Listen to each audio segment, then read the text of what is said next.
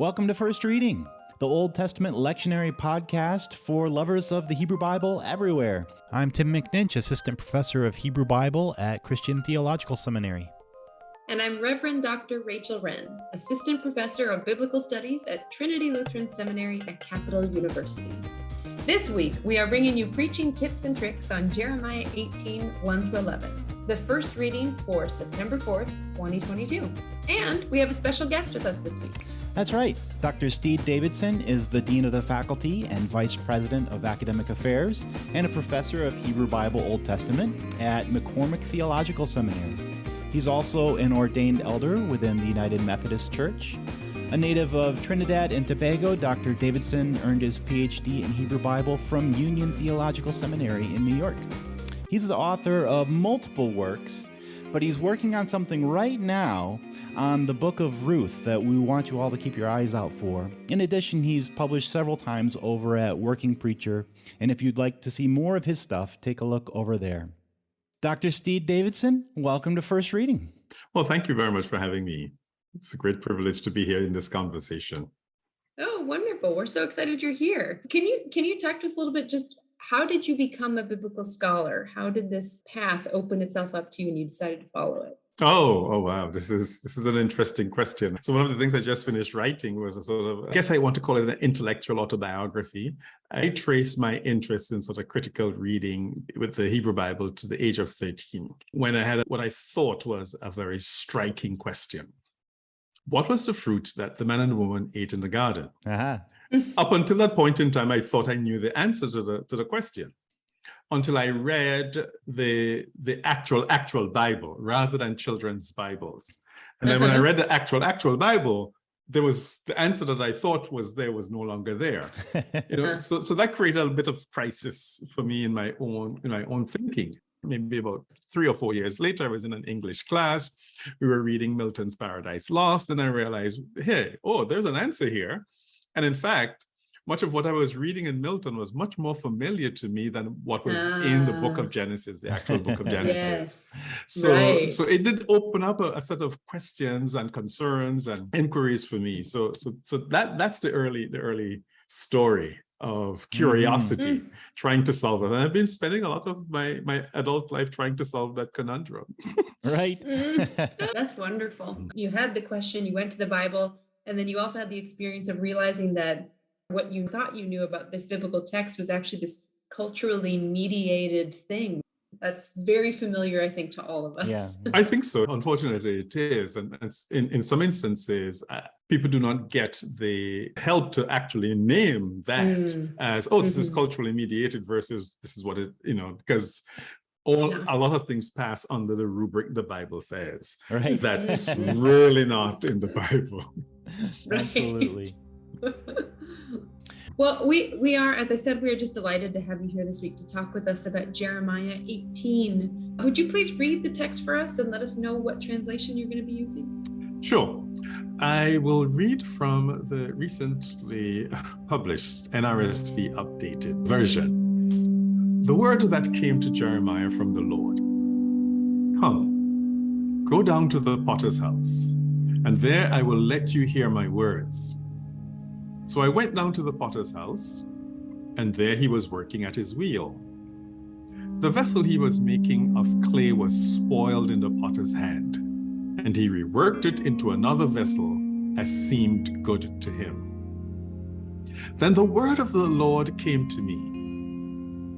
Can I not do with you, O house of Israel, just as this potter has done, says the Lord? Just like the clay in the potter's hand, so are you in my hand, O house of Israel. At one moment I may declare concerning a nation or a kingdom that I will pluck up and break down and destroy it. But if that nation, concerning which I have spoken, turns from its evil, I will change my mind about the disaster that I intend to bring on it. And at another moment, I may declare concerning a nation or a kingdom that I will build and plant it. But if it does evil in my sight, not listening to my voice, then I will change my mind about the good that I had intended to do to it. Now, therefore, say to the people of Judah and the inhabitants of Jerusalem, thus says the Lord, look, I am a potter shaping evil against you and devising a plan against you. Turn now, all of you, from your evil way and amend your ways and your doings. Thank you so much. And I will be the first to pay for the audio Bible that you record. I know, right? Well, one of the things that we always love to do is to set the lectionary text as best we can in its historical and literary context. So I'm wondering, in terms of historical context, Jeremiah is a very complex book and finds its home in different points of history. Do we have any sense of where or when this might have come from? This particular chapter feels so composite, so that it would have come from various moments in the historical life of the book of Jeremiah. Certainly one of the things that we could talk about it is that it is pre-exilic, given the sense of all of the threats of some disaster to come, that this cluster of words may well have been picked up from that earlier period. The idea that there's a chance to repent and change, again, which we will want to say is an ethos that sits within the pre-exilic period. Mm-hmm. But you'll find some scholars who would want to go and make this a little bit more post-exilic.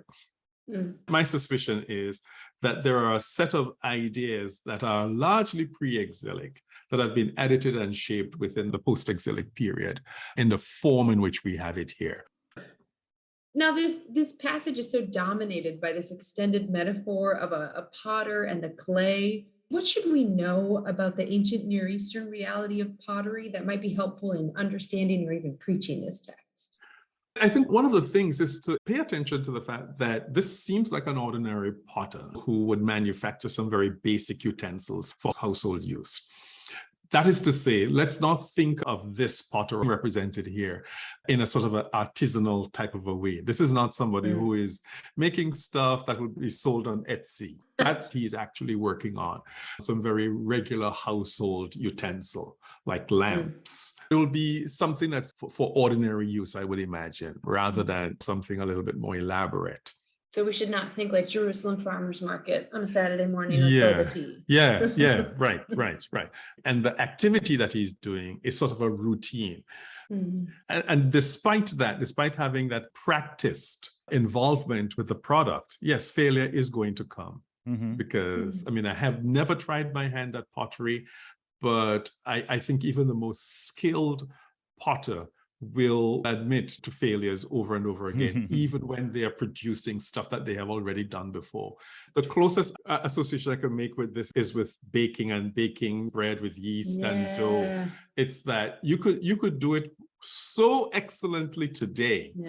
And if your technique is maybe a little bit off, or the temperature is a little bit different, a bunch of different things, you could get a very different result. So yeah. That's wonderful. And there's a lot of theology to mine there in the potential for a variety of outcomes in this scenario. Yes. And then the other thing that strikes me is that as much as many of us see pottery as sort of this artisanal sort of thing, for folks in ancient context, these are images that would have been immediately familiar to the early readers and hearers of this type of prophecy. Yes. It's a familiarity. There's not a lot of telling going on in terms of explaining the processes, because it's immediately familiar to the hearers. Yeah, in some ways, this is almost like an embodied parable. This is an action instead of a story. Do you think, should we hear like a hearkening back to Genesis 2 here, where God is said to have formed humanity, much like a potter forms a pot? There is some connection here, though I think rather than Genesis kind of helping to illuminate this passage, I think this passage helps to illuminate the Genesis 2 passage. Say what you mean by that.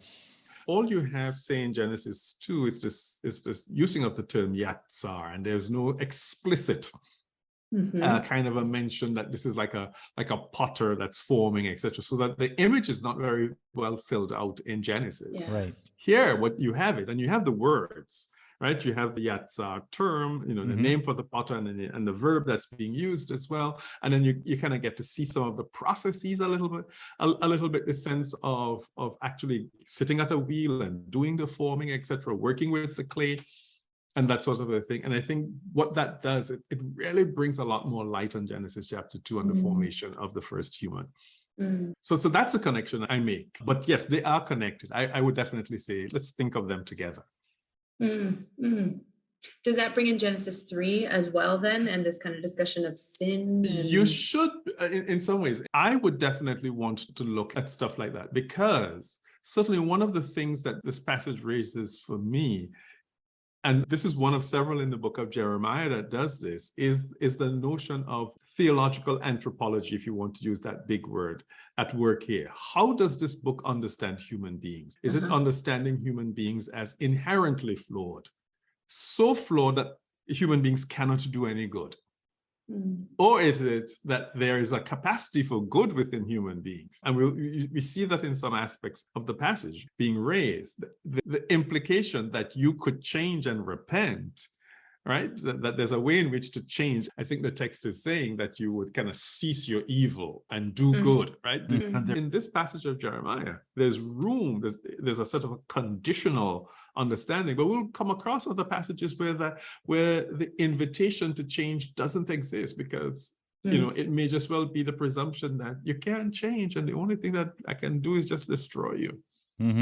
Right. No, sorry. But of course, if you pay attention to verse 12, which is outside of the scope of the passage, you see what I'm talking about.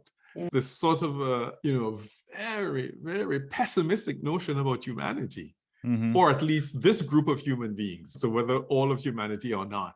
So from that perspective, yes, I would say let's have Genesis chapter 2 into chapter 3 kind of conversations around this passage as well. Yeah. Related to that, I'm struck by the interplay between the particularity of the audience for this passage and the references, House of Israel, I think Judah is mentioned in here. And yet there's an openness in this passage too, where the voice of the Lord is speaking of, some nation, if they're this way and turn that way, I'll change and treat them this way. And if another people, is one way and turn this way. So I'm wondering what you make of that. Well, certainly that sort of an evolution is something we see within the book of Jeremiah. If you note that the house of Israel, sort of an invocation, happens in verse 6 alongside of the potter image. And then we switch into verse 7, and that's where it becomes much more global, as you're pointing out. It goes into any nation, any kingdom, in verses 7 and verses 8. And the image of the potter is not sustained. There is a sort of an evolution in God's concern. It expands into this broader sort of a universal kind of a dimension. Here's one of my ideas about it being post-exilic. These universalist themes tend to come from that time as well. But there's a way in which what you're raising about election is working on both sides here. Because by the time you get into verses 7 and verse 8, with the sense of it being global and universal, it's like, look, this is what God could do for any nation. Right. But you get back into verse 11 with a focus upon Judah and Jerusalem. It's like, okay, if this is going to happen to anyone else, guess what? Worse could happen to you. So there's an unsettling sort of experiences being raised here. You're not that special, really. But because you are that special, your punishment or your experience is going to be worse. Right. So it kind of it's the worst of all possible. Yeah. So this is I'm forming a sermon right now. Election does not imply exemption from the ways that God interacts with humanity more broadly. And I'm starting into themes of ecology and climate change and just the things that impact how we as humanity walk through this world. We as creatures walk through this world. We shouldn't expect that any sort of special connection or relationship that we have with the Creator exempts us from the consequences of our behavior as we walk through the world. Right. And in fact, I think the book of Jeremiah is going to say, because of that, you are held to a higher standard. So I agree with both of you. I just am stuck in both metaphors that are used here. So the metaphors that are used are potter, clay, and then implied farmer or gardener or planter and plant, right? And God accuses or links really the house of Israel and the house of Judah to being the spoiled clay and to being the plant that for whatever reason is not growing correctly or appropriately or fruitfully or whatever it might be. Doesn't it kind of suggest that like the fault ultimately lies in the potter or in the planter? How does a pot spoil itself? How does a plant grow itself incorrectly? I mean, is my Lutheran just showing too much here? Or what do we do with the fact that neither of these metaphors really lend themselves to giving a self-understanding of someone being able to change and being able to enact that change as a clay lump or spoiled pot or plant? Oh no, I would say just let the Lutheran loose at this point, because I'm agreeing with you that there are some inconsistencies with the way the metaphor is working. I mean, I would separate what's going on in the first 4 verses from the rest of it, because when you have these sort of enacted forms of prophecy, these embodied types of things, just let the sign work, rather than trusting the comments on the sign. So the sign is basically what's happening in verses 1 to 4, right? But because signs are inherently unstable and there are a whole bunch of different meanings we could give to them, one of the things we'll see in biblical texts is maybe, scribes recognize this and they're like, we are going to tell you what this interpretation is. There is only one interpretation, and it's the one we give you. Something we have to really be suspicious about. When you look at what we're given as the interpretation, it really doesn't accord with the sign itself. Right. So you're correct that in some sense, if you have a potter and a clay and stuff is going wrong, a frustrated potter is always going to blame the clay, right? Right? Or what do they say? The failed artist always blames their tools or whatever it is. But at the end of the day, it's the artist. It's the person who's doing the crafting, at least has to bear some blame for what's going on. Theologically, that makes us feel a little bit uncomfortable here, right? Because we have a sign that's more or less saying, basically, God should be taking a lot more responsibility here.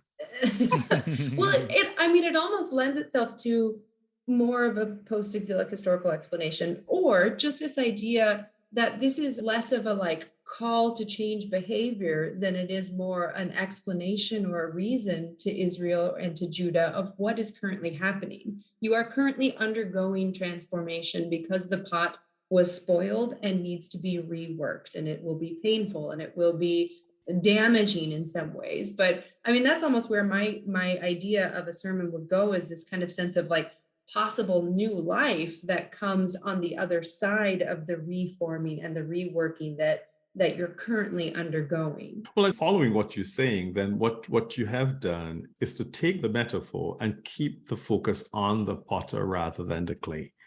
Because I think a lot of the sort of interpretive trajectories with this have put a lot more attention on the clay itself than on the potter. That's lovely.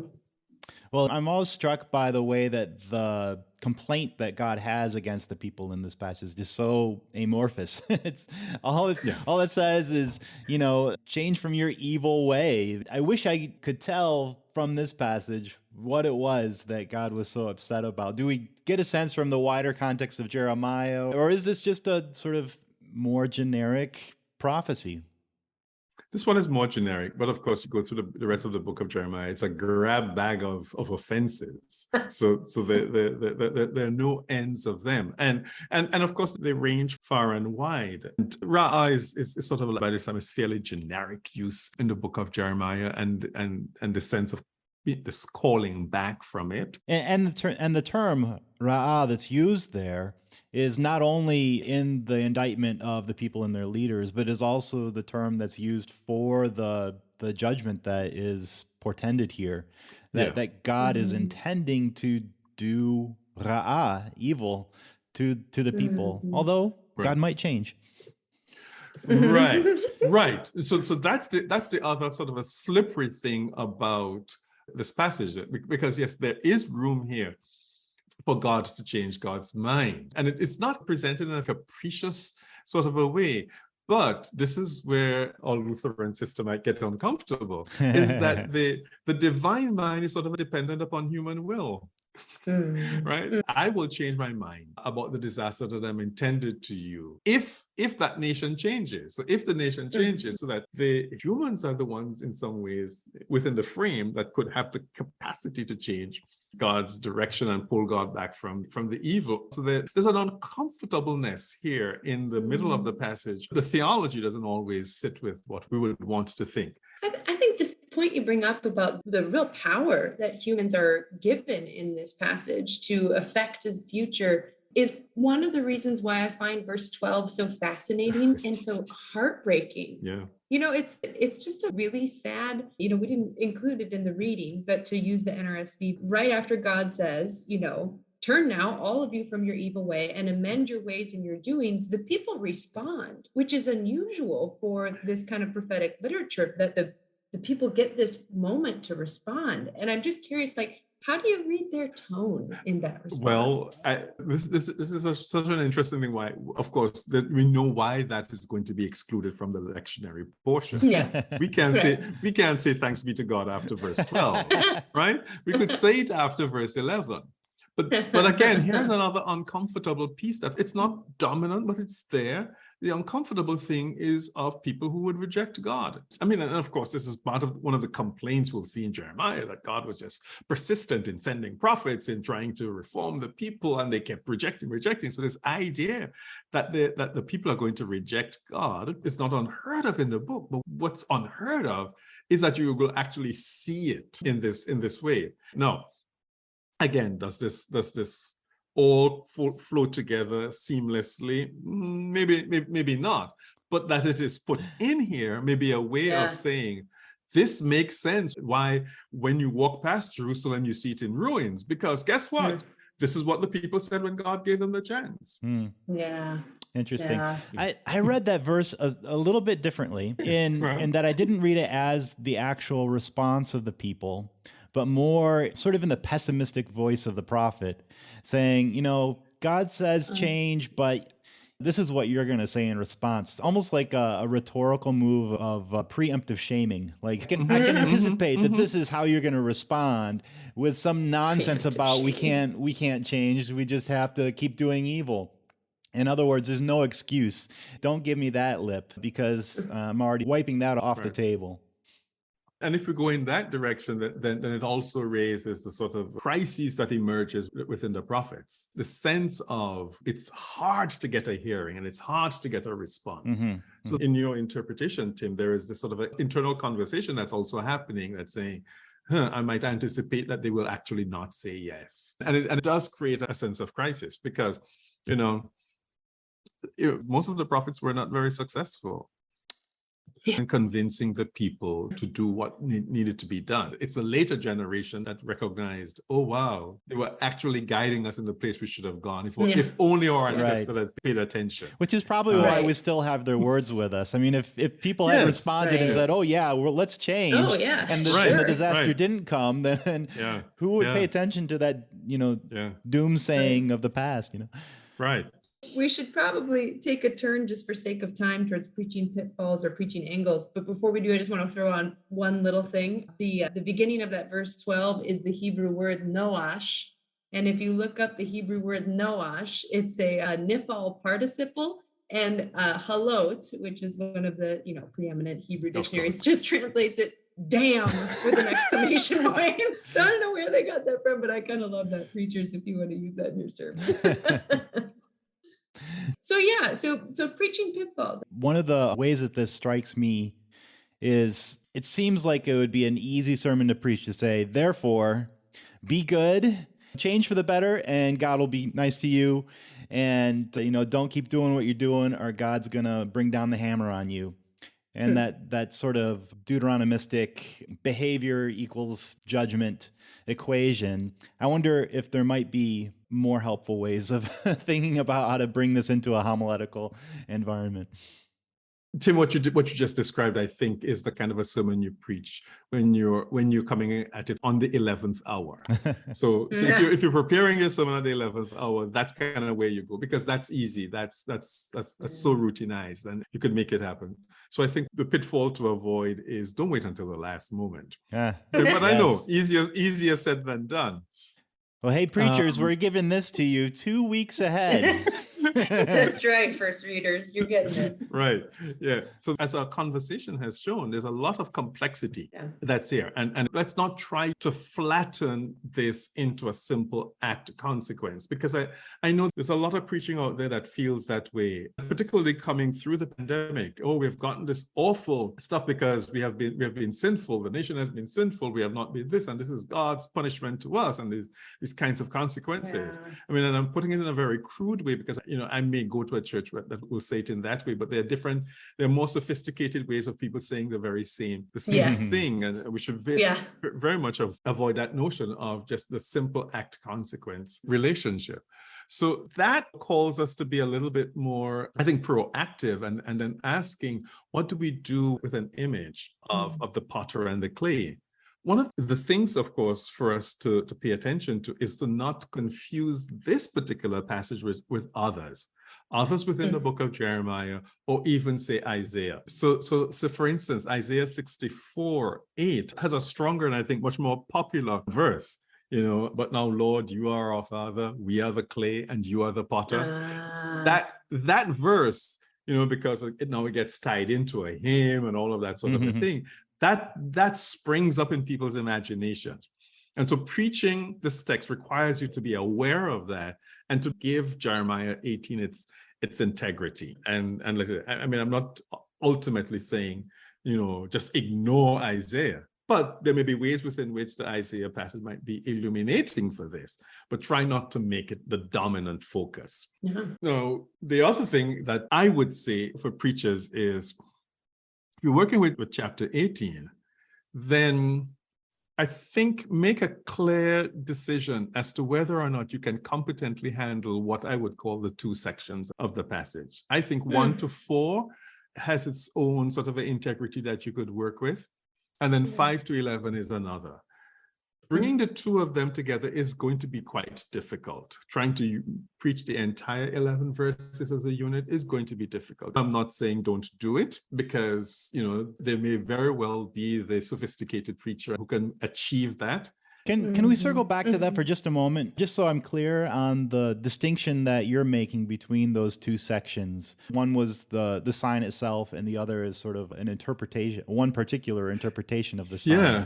Yeah, exactly. Because it will be then, let me just give myself the opportunity to pull out multiple meanings out of this sign that might be relevant for the congregation that I'm preaching to. It's the freedom to kind of loosen up these reference from, it's just us, it's just God.